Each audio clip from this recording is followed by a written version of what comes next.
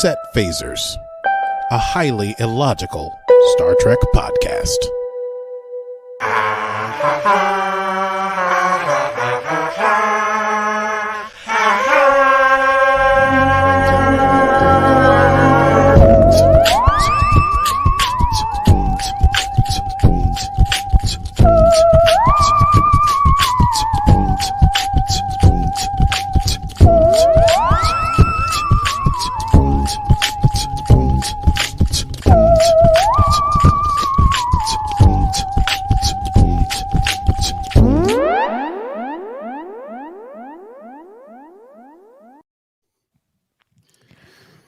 Hello, Aki. Merry Christmas Eve. Oh, hello, Stevie. Merry Christmas Eve. We are looking super festive in our pajamas.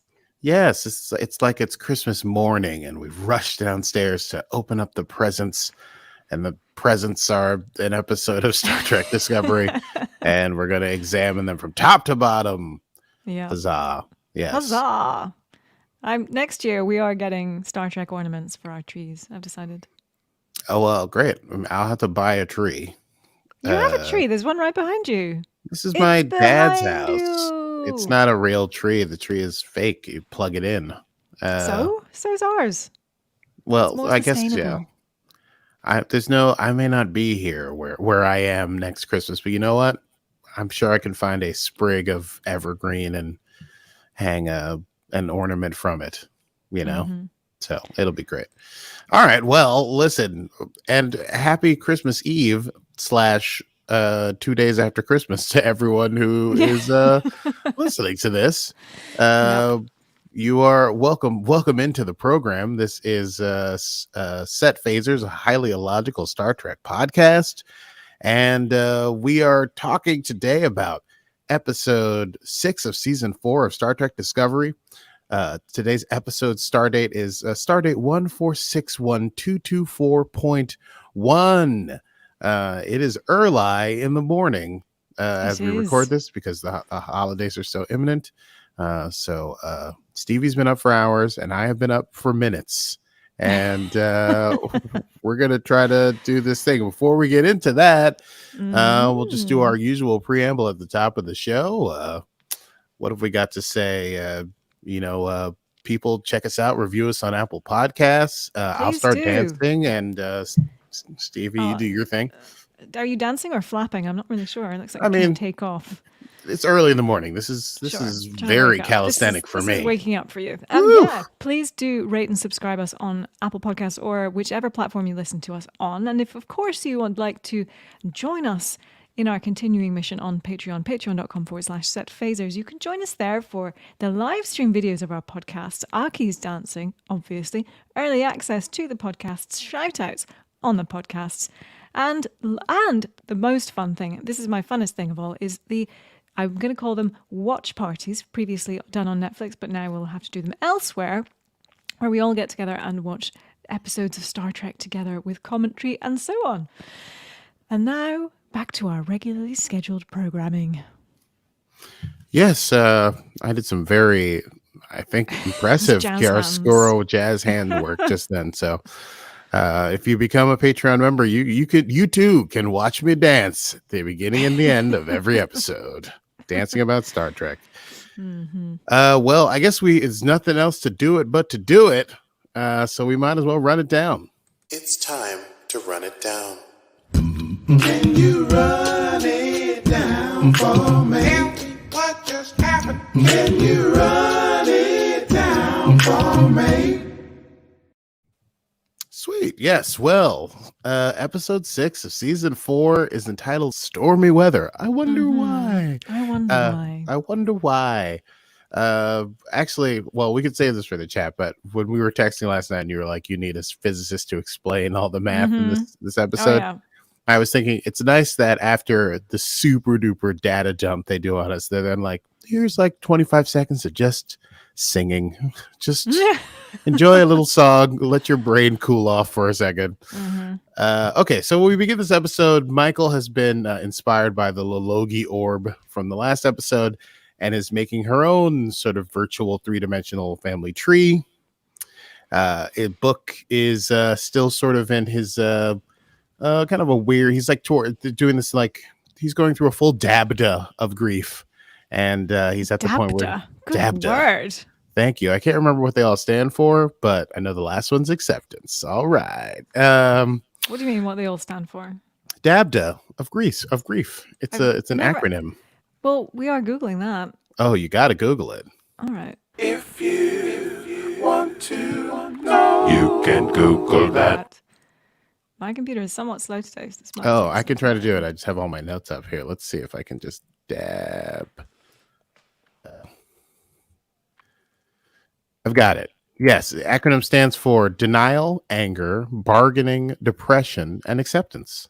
Got it. Thank you. These Dabda. Makes sense. The 5 stages of grief. So I think he's in sort of a bargaining, anger bargain. Well, let's get into it. What is he truly into? Okay, so it would have been Book's father's birthday that day. Apparently, he and his father did not get along, so it's not like he would have made a big deal of it, but it's something that he's thinking about as Quajan is gone. Disco has been ordered by the Admiral to head into the most recent subspace rift left by the DMA. Book thinks that what they need to do is jump out of Federation space because whoever made this, remember last episode we learned, or maybe the episode before, no, it was last episode, that this is not a natural occurrence. It was made by somebody. So he's thinking it's made by some enemy and they need to get outside of Federation space because it's someone they don't know and never have met. And he needs to speak to the couriers and see if it's the chain or something like that. Michael's trying to calm him down and says, listen, we're going to do this Federation mission because if we go into that rift and we find some information, it can help us figure out what the DMA is even better. And that will help us locate who made it. And that is the process we want to take. The book kind of lets her have it, but is not super happy about it. Burnham and Saru are concerned about Zora's new organic evolutions that we learned about in the last episode. The new Zora's able to feel emotions and think. It's a new feeling. Has nothing to do with her diagnostics apparently, but they're headed to this rift. The crew is super excited to get to work. Everyone's like, I can't wait. Let's get in there and let's do this thing. Adira is filling in for Linus, who, oh, poor Linus. Linus is ironically the Charlie Brown of the Discovery crew. He's come down with something, and so he's got to lay under a heat lamp. So Adira is taking over his position on the bridge as they go into this. And Gray, there's something going on with Gray, but we'll get into that a little bit later. So Disco flies into the rift. They have to do it on impulse because warp's not going to work, and they're not sure it's safe to jump in using the spore drive. They get in there. No info, no data, nothing to see. It's silence. It's a big silent void. They launch one of their dots out as a probe. It gets about 6,000 meters away from the ship and then starts to painfully disintegrate. Sounds like the dot is screaming. It sounded really sad. It was a sad little dot dying. But they don't know what it is. It's some sort of invisible barrier. Adira proposes that perhaps something has happened to subspace within the rift, making it toxic. And they realize that there is the edge of whatever destroyed the dot is actually slowly collapsing in on Discovery. And they shoot out a photon flare to see in the same direction to see how much quicker it's destroyed.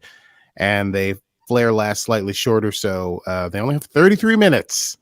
And so they're trying to get some information. Book goes to help Stamets. Impressive math from Detmer.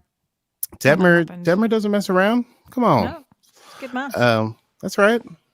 She was like, okay, photon traveling at the speed of light, dot, same trajectory. Bloop, bloop, bloop, bloop, bloop. Bloop, bloop, bloop, bloop, bloop. Gray, meanwhile, asks Zora what's happening because Gray is, everyone's at, sort of stations, and Gray is wondering what's happening. And Zora explains that, I had some trouble with the computer's pronouns. I went with it or they, but I'm just not totally sure. So as I'm writing my notes, the voices sounds like a female, but it is and hundreds of thousands of years of sphere data.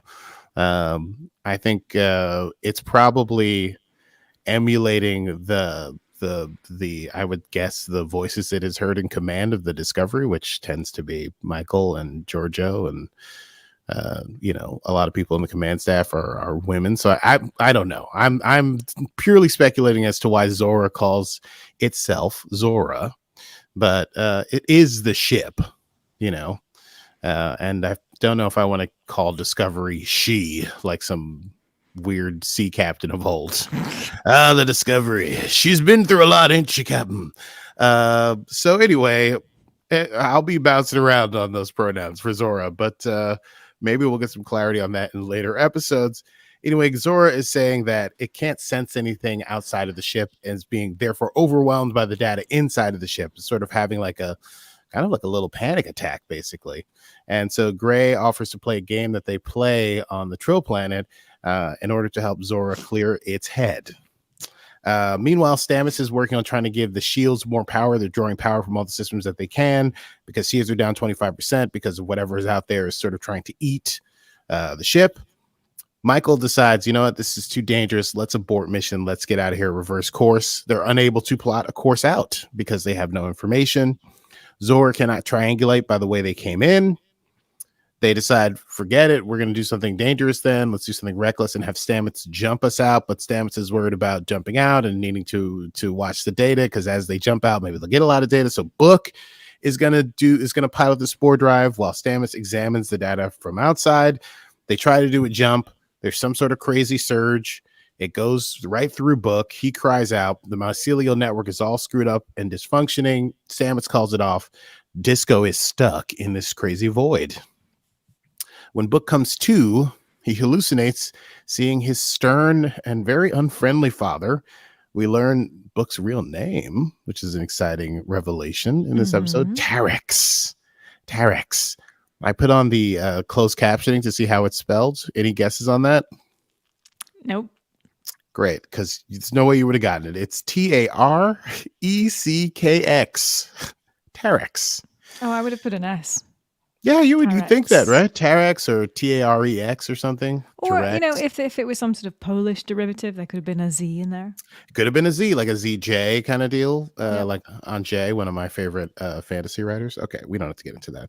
So, anyway, we learned Book's real name is Terex, and his father is appearing to him in the mycelial cube. Really looks real, scolds him for not hunting down the enemy that killed their people and destroyed their planet, and for sitting on another person's ship and taking orders from them.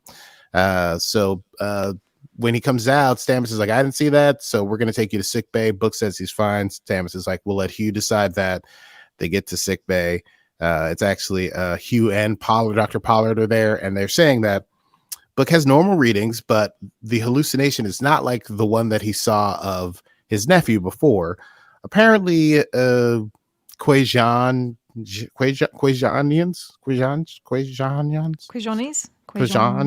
Quajani people have some very like intense dream neurons in their head that allow them to have like very spectacular visions, and those are firing at like 150% because of whatever went through Book. And so the hallucinations are going to seem extremely, extremely real. He's like half wake dreaming, essentially. And Hugh thinks this is a physiological response to the surge, and it'll be a while before it calms back down. They also discover that there are holes, this is how I interpret it, in the mycelial network because of how it is inside the rift.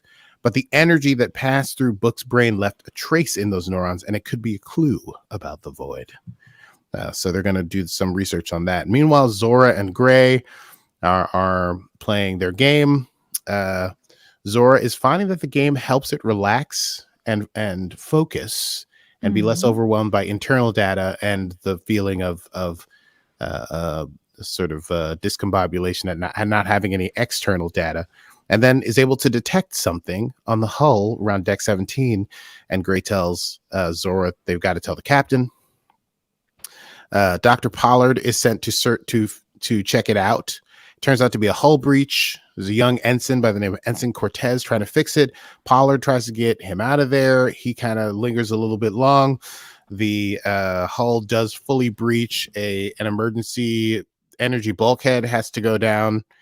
And poor Ensign Cortez is caught on the wrong side of it and sucked out into void space. And we assume he's dead. I mean, he died for all intents and purposes, unless, of course, some kind of weirdo stuff is happening. Red shirt Perhaps, moment. Yeah, total red shirt moment. Poor Cortez. Anyway, more decks are having thinning hull problems, and now there's 20 minutes until the shields fail, despite all the power that they've gotten. This gives Gray an idea. Gray runs up to the bridge and tells the captain that Zora is having an emotional response. They played the game that helped it settle and focus.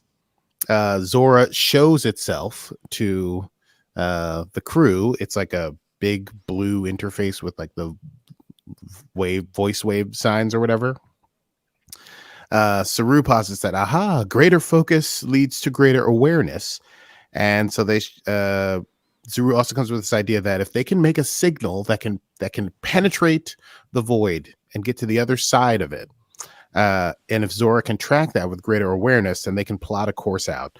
And Zora feels unsure that it can do that, so Michael asks to see Zora and Gray in her ready room.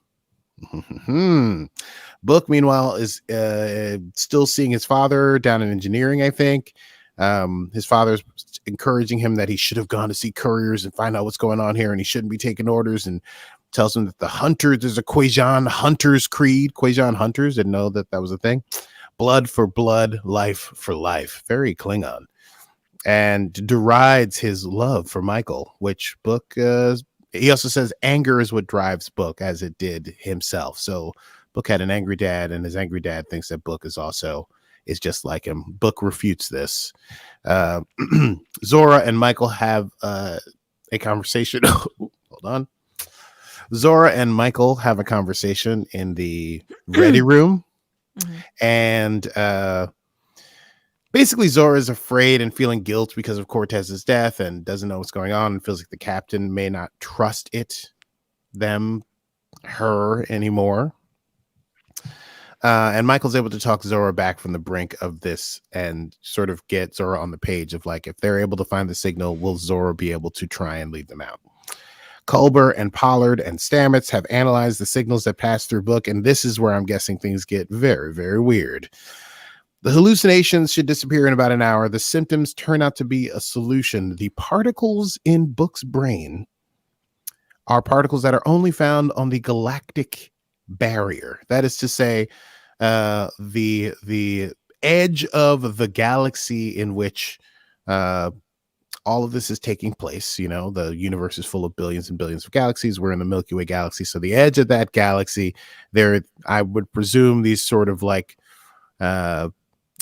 primordial style particles that do not appear closer in, and that means that the DMA, these things would only exist on the outside of the galaxy, on the very verge. So the DMA very likely came from outside of the galaxy, not just outside of Federation space, not just from a different quadrant of the galaxy, fully outside of the galaxy, some other galaxy.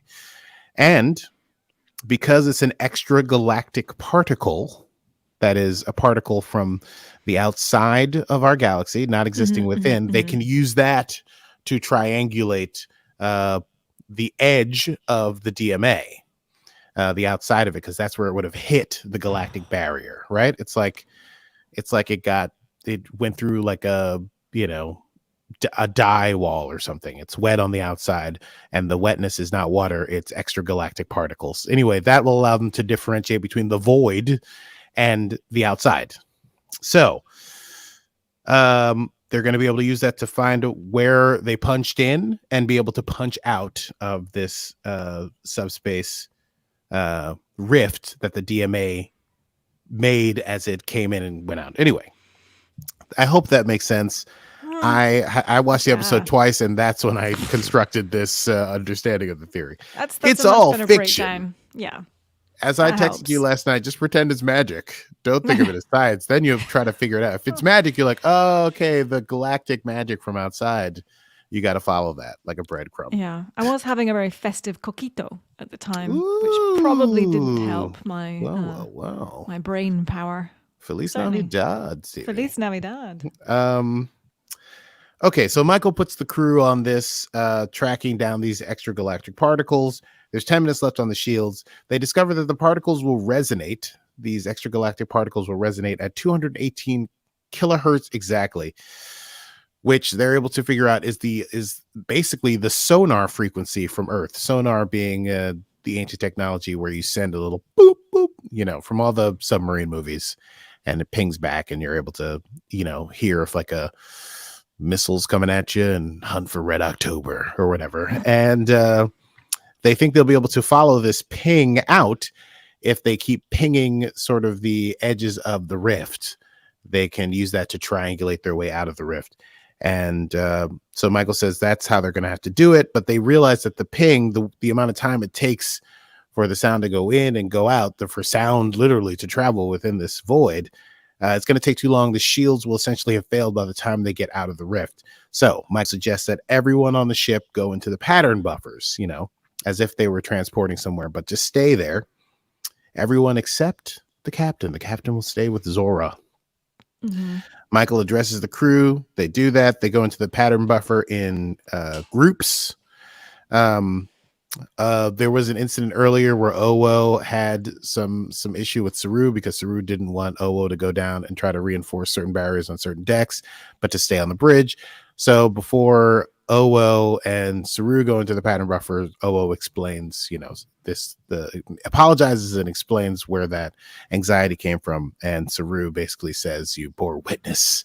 And that's important to do. And you have nothing to apologize for. And then Saru and Owo and Detmer go into the pattern buffer together. So they're going in groups. It's very sweet because Michael says no one should have to go through this alone. That means, of course, that Book rushes off to find Grudge.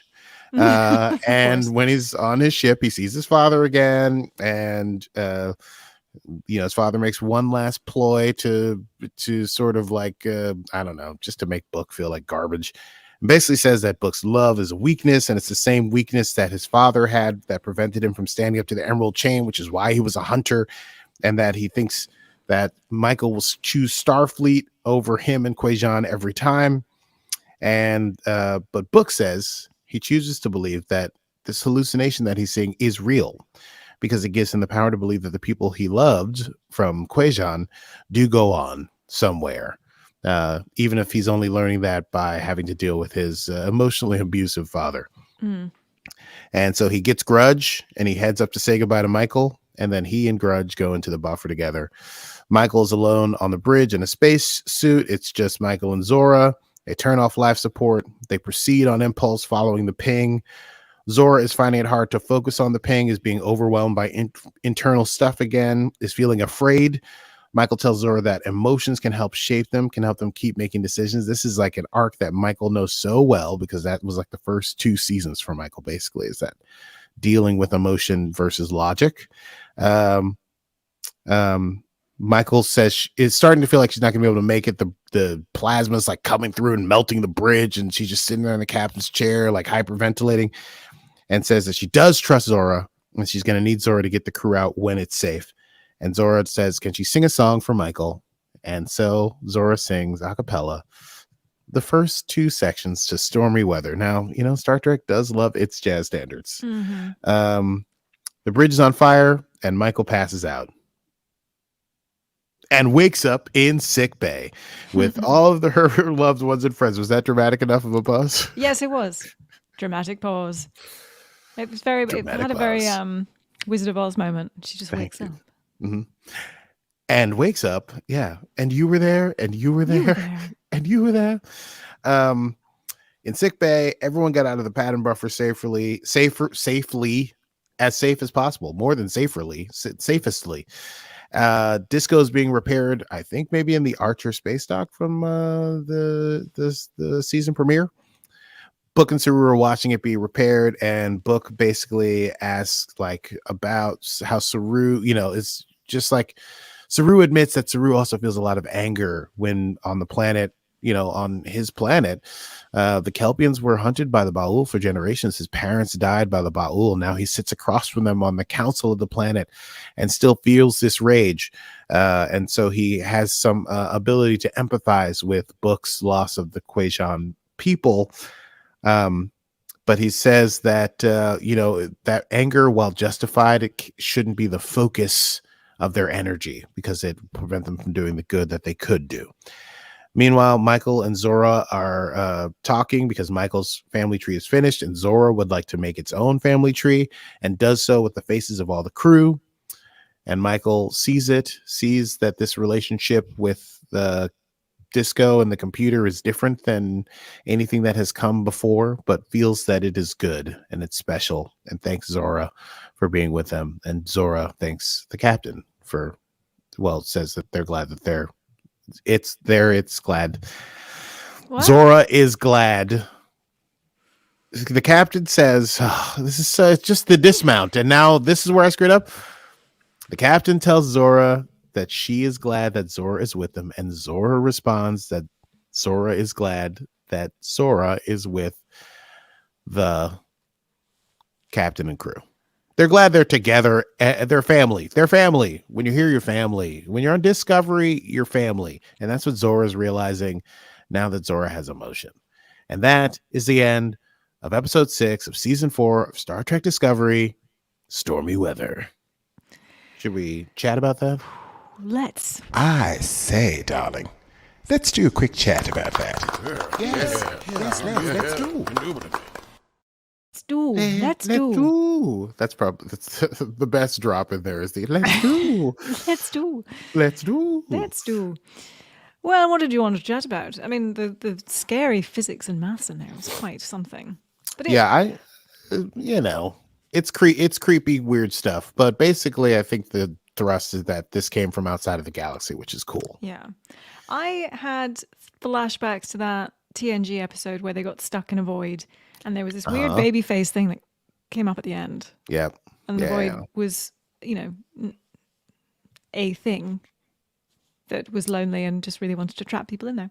Yes, exactly.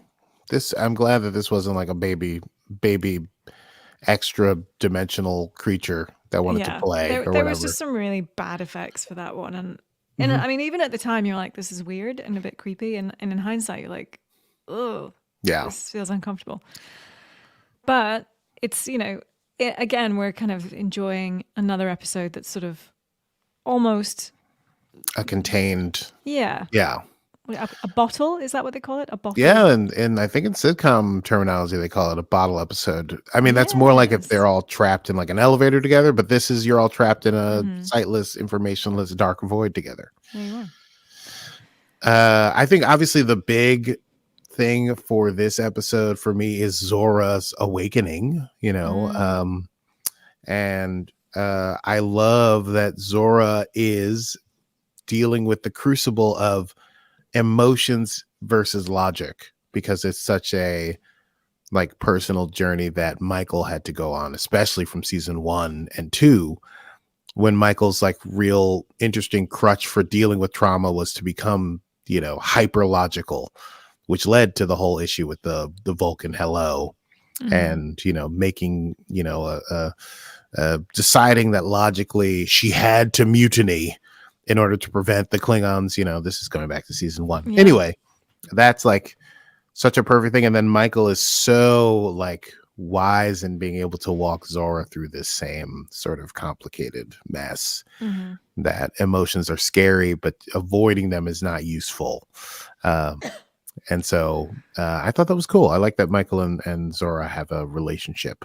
Yeah, that's very good insight. I like that, Aki. Oh, thank you. Going to therapy. That was very good. Okay, that was very good. What else have we got? Book and his angry ass father. Yes. So that was just a complete hallucination from the outside void, but I guess it's bringing up all of the stuff that he's conflicted about.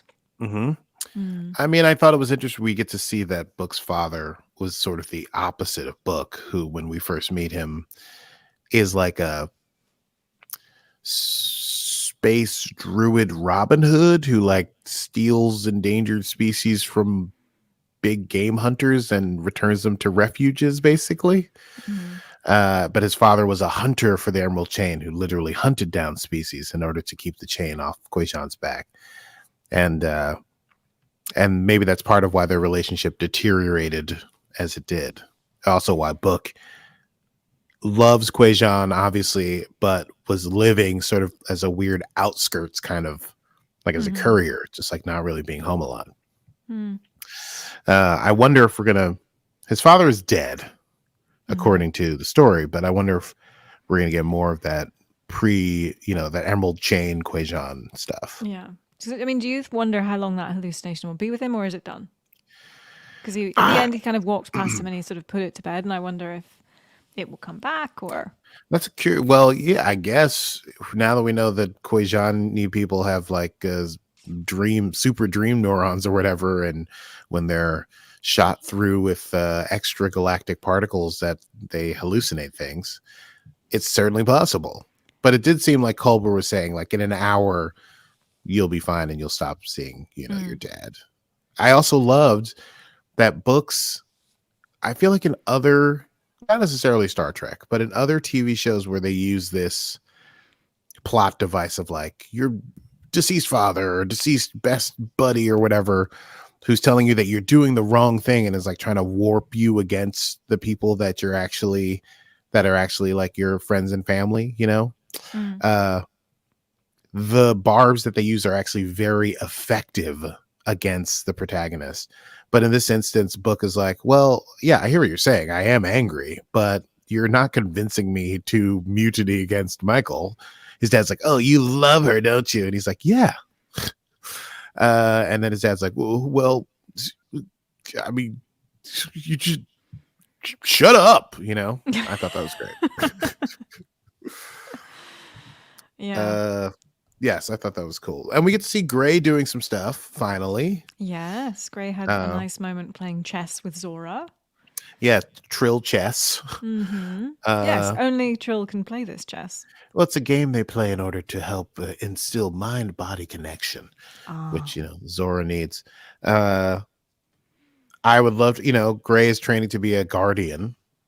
And so Gray is now, I just love that everyone's sort of stepping up and helping everyone out. And, Stamets trying to be nice to Book, I thought was so cute and awkward when Book is like, I'm here to help. And he's like, oh, you could do this. And then he walks away and he's normal. And then he like turns around and he's like, oh, and thank you for being here. I appreciate your help or whatever. It just seems like he read that in a book the day before. Yeah. How to be a good manager. Oh, yeah. I like that. How to be a good manager. How to be a good manager. Thank you, Book, for helping me today. Your input was very important to me. Yes, we value everything that you say. 2 seasons ago, he'd been like, "What the? I don't need your help." I wrote down that it was directed by Frakes, so therefore I'm not surprised that we dealt with a lot of emotional content, but it felt like it flew by. It did. It didn't feel like the sort of, having said that, there were a few smaller moments. I think when everyone was like, transporting into the pattern buffer, those for me were the very Frakesy moments. Extremely, but he does it like so. They're like such tiny moments. He like finds ways to like have it be just how people look at each other before they go in, or they like take hands together before they go in. He's very good at that. And then I thought he's the way the crew was so excited in the beginning was very Frakesy, being able to show how like everyone's like headed to the bridge, like, yeah, we're gonna get in there, we're gonna figure out what's going on with this thing, really it jazzed me up. Everyone in their new suits getting ready to do Star Trek stuff. It was great. Yeah, shall we move on to quotable moments? Let's move on to quotable moments. Quotable moments. Quotable moments. Quotable moments. Oh, I do love the Dowager Countess. What did you have? I've got a few, don't I? Let's go with you. Okay. Well, obviously the Saru quote to Book at the end, we are both justified in our anger. Allowing it to be our focus, however, only prevents us from achieving those things which serve the greater good. It is a struggle, yes, but a worthy one. That's good stuff. Like that. That's good stuff. It's good stuff. It's good stuff. Carry on. Oh, okay. Let's see. I love at the beginning, this is just because I love cats, but when Book is like feeling like they're not doing enough, he turns to Grudge and he says, "We'll figure it out, girl." I think it's a good sign when Book is talking to Grudge. It means that he's mentally on the upswing. Because he likes to talk to his cat so much. It's a nice character development or character. Indeed. thing. I don't want to steal any that you have, but I've got. All right. Yeah. I mean, I was too busy drinking coquito to write too much down. But one of them towards the beginning when Michael says, "Stamets, I need more power," and he goes, "Well, I might have some under my chair." Oh yeah, Stamets, you spicy Stamets little minx. stingers. Stamets stinger. Ooh, that stings. Yeah. Beautiful. And also, I loved when Michael is talking to Zora in her ready room, and says, "You're talking about logic. I'm talking about feelings." And is sort of getting this computer to understand that it is beginning to feel, and that is a different kind of mental process than pure data, and learning how to deal with that. Again, I really love that Michael is able to be the computer, the sentient AI whisperer. And I really loved at the very end when Zora has quickly made its own family tree, and it's this beautiful tree, and it just shows all of the crew, and you see all these Tilly, and you see Jed, and you see Stamets, and you see all these people. And Michael says, quote, "This is different, but it's good. It's special," which I thought was very sweet. That's very sweet. Yeah. Very cute. Very cute. And so that is all I have to say for quotable moments. Indeed. Well, shall we move on? The next time. Next time on Set Phasers. Ooh, next time on Set Phasers, we're going to talk about episode 7 of season 4 of Star Trek Discovery. Who's this? I don't know. Is this me Trip? neither. We're doing I Trip don't know. from Enterprise? Yeah, a little more nasal than Trip, but something's going on here. Anyway, we're going to be talking about that next time we come down here and do Set Phasers. We just discovered, alas and alack, thank you, Stevie, for alerting me, that next week's episode will be like about a month and a week break. Mid-season finale. It's a mid-season finale. I posit that they thought maybe there was going to be the whole NFL playoffs and Super Bowl, and so they decided not to do new episodes. I don't really know what that is. Just the biggest game in thing. American TV. But fine, playoffs. I understand the big game. What do you call that again? The Super Bowl. Super Bowl. I do understand the Super. I enjoy watching the Super Bowl. Well, there it's you quite go. fun. The food's good, and the ball gets thrown around and that sort of thing. It sure does. Yes, absolutely. But why is it not happening? Is there some COVID thing? Is that why?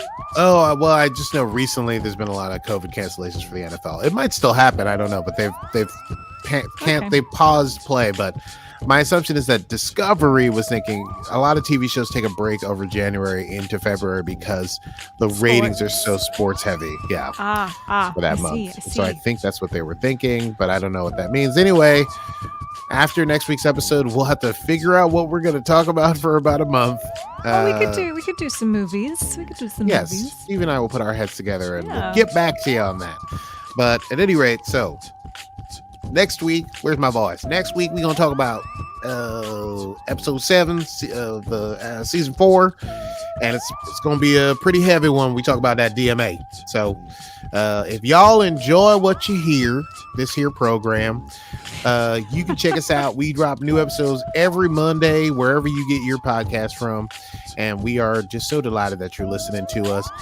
Please rate and review us on your Apple Podcasts or wherever you get your podcast. And maybe we'll try to look up some reviews, maybe read them on the air. Yes, that would be lovely. I'm very impressed at how you committed to the accent. I'm not sure I could commit to a southern accent for a good minute. You did pretty good. You did a little bit of a Tennessee Williams thing there. Oh, That'd be So lovely. That'd be lovely. It's more Blanche from Golden Girls. That works. Oh, good Lord. I think that's everything. Patreon, become a patron. It's fun. And when's our next watch party? It must be January. It'll be January, maybe the first Sunday or the second Sunday in January. the We'll 9th, also figure that out. possibly. Yes, we Possibly will. the 9th. But please do become a patron so that you can join us for that next watch party. And you can watch me dancing right now. Yes, right now, but not on the Patreon watch party because it's virtual and we can all sit in our pajamas and watch together. It's great fun. Well, thank you so much for listening. I am Stevie Manns. Until next time, wait, I did that backwards. Until next time, I'm Stevie Manns. And I'm a coward who has no place wearing the IQ Zen. And this has been Set Phasers, a highly illogical Star Trek podcast. Computer, why end that program? Hey! Not bad. Thank you so much. Why end that program? Why end that program, computer? Why don't you end that program? You gotta live long and prosper now here.